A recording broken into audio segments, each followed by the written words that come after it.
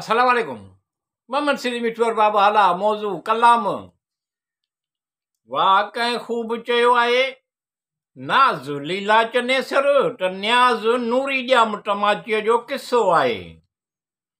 नाज़ आहे वॾाई गुरूर ऐं हस्तीअ जो ॿियो नालो, न्याज़ वरी निवड़त निठाई ख़ाकसारीअ जो तरीक़ो आहे। वाह कंहिं ख़ूब चयो आहे, नाज़ लीला चनेसर त न्याज़ नूरी ॼाम टमाचीअ जो किस्सो आहे। नाज़ आहे वॾाई गुरूर ऐं हस्तीअ जो ॿियो नालो, न्याज़ वरी निवड़त निड़त निठाई ख़ाकसारीअ जो तरीक़ो आहे। नाज़ घणई निहोड़े नाबूद कया ऐं नाज़ घणई निहोड़े नाबूद कयो ऐं न्याज़ वरी केतिरनि खे नवाज़ियो आहे। वाह कंहिं ख़ूब चयो आहे, नाज़ लीला चनेसर त न्याज़ नूरी ॼाम टमाचीअ जो किस्सो आहे। नाज़ आहे वॾाई गुरूर ऐं हस्तीअ जो ॿियो नालो, न्याज़ वरी निवड़त निठाई ख़ाकसारीअ जो तरीक़ो आहे। लीला हुस्न जे घमंड में हीरनि जे हार ते आशिक़ उठी चनेसर जे चाहत जो नाजाइज़ फ़ाइदो वठी।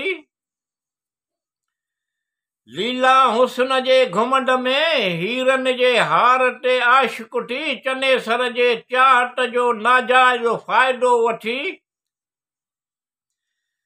पंहिंजे भटार जी का परवाह न कई, पंहिंजो वर हिक राठ लाइ कौरूअ जे हवाले करे डी त खेसि ॾुहाग जा उहे ॾींहं ॾिसणा पवनि था। ईअं आहे। वाह कंहिं ख़ूब चयो आहे, नाज़ लीला चनेसर त न्याज़ नूरी ॼाम टमाचीअ जो किस्सो आहे। नाज़ आहे वॾाई गुरूर हस्तीअ जो ॿियो नालो, न्याज़ वरी निवड़त निठाई ख़ाकसारीअ जो तरीक़ो आहे। नूरीअ खे कादर अहिड़ो त हुस्न बख़्शियो हो जो संदसि नालो नूरी रखियाऊं। नूरीअ खे कादर अहिड़ो त हुस्न बख़्शियो हो जो संदसि नालो नूरी रखियाऊं। इहो ई न्याज़ हो जंहिं हिक निधणकी ग़रीब गंदरीअ खे सुंढ जे बादशाह ॼाम टमाचीअ जी पटराणी बनायो आहे। वाह कंहिं ख़ूब चयो आहे, नाज़ लीला चनेसर त न्याज़ नूरी ॼाम टमाचीअ जो किस्सो आहे।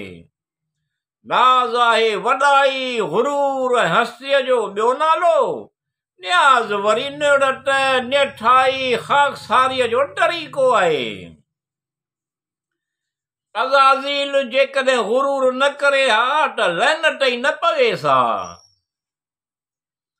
अज़ाज़ील जेकॾहिं गुरूर न करे हा त लहनत ई न पवेसि हा।